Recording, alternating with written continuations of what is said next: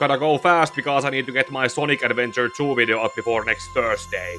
Also, as this is a Pika review, I will only focus on a few things I remember from my first viewing of The Flash 2023. But when I eventually get done with my other planned videos, or maybe the Batman Vampire Trilogy and the Batman vs Dracula, my next comic to adaptation comparison review will be my third Flashpoint video, because that last one has clearly not aged well. Okay, and now let's talk about this movie with some spoilers.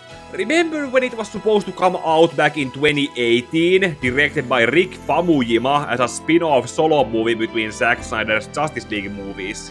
Good times! Or so I would say if I remembered anything from that year. At least that way it would have been a single vision, and not something that was clearly passed on from multiple people to the next until it was turned into what it was in the final product. But otherwise, this could be seen like those animated DC movies that were standalone and only made obscure references to past events. The movie is pretty much trying to do an inspired adaptation of Flashpoint without Flash Rebirth 2009 setting it up. So in this case, it tries to be more original than the CW version, by having Barry better believe that his father Henry is innocent of his mother Nora's murder without handing out a cheat sheet on who the real killer is. And the movie does not reveal who the real killer was either, nor does Barry try to learn who it is. In this movie, Father Henry has a sloppily built alibi that Barry decides to fix with a small retcon that involves spaghetti and tomato sauce. That metaphor is then used later in the movie to explain how Ben Affleck's Batman is suddenly traded out for Michael Keaton's Batman. And speaking of Batfleck, it was said that his appearance in this movie was to give him a proper send-off. But outside of seeing him in action and talking with Barry before the time traveling starts, he is essentially made to go into his car and drive off. Michael Keaton as an older version of his 1989 and Returns movies Batman is... well, he is mostly there and done pretty much well as a relic of the era from which his movies came out.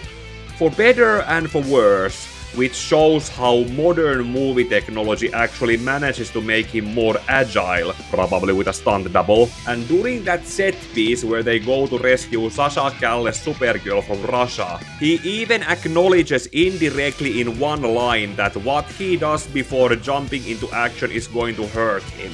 But pretty much, Michael Keaton's Batman and Sasha Calle's Supergirl are pretty much one-time use characters who only work as one-time use characters. In their case, less is more, and the tragic endings they end up getting would lose their impacts if they were brought back afterwards. Next, let's talk about the visuals, which are not very good. Early on in the movie, there is an action set piece with the Flash rescuing CGI babies, which look unsettling and unfinished in the lighting they appear in. The same thing then happens when the time travel method's visuals are revealed, with the past events being recreated with Uncanny Valley CGI, and with those, the lighting does not make them look much better. Then I should probably say something about the Flash and Barry Allen portrayed by Ezra Miller.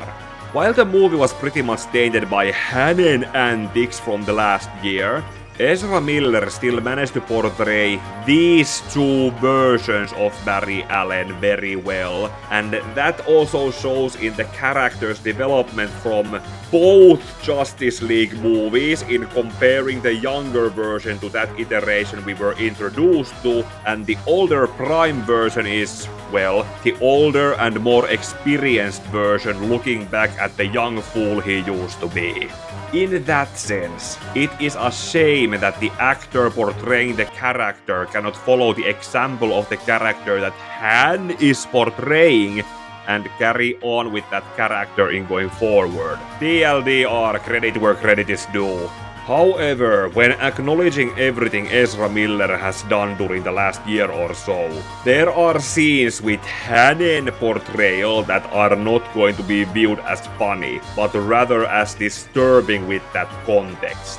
you can try to separate the art from the artist, but in this case, those scenes have prematurely not aged well. Then I'm reminded how this movie was retooled into resetting the DCEU because hating Zack Snyder's movies is cool again. Part of me actually wishes that this was a reboot movie, where everyone would have been recast with new actors in the end, and the old actors could have melded with the other deepfake CGI recreations of the old characters, like Adam West's Batman, Christopher Reeve's Superman, Nicolas Cage as his cancelled Superman, and Teddy Sears as the only CW actor who played not Jay Garrick. And now in the end, we are back with George Clooney as Batman. Okay, and now I'm going to go back to working on my Sonic Adventure 2 video. After I get it and my Batman Vampire videos done, I'll start working on that comic to adaptation comparison review on Flashpoint, this movie and the 2013 animated movie. Until then, like the video, comment your thoughts on the movie and what I said about it, share this video for other people to see, and subscribe to my next videos. May your heart be your guiding key!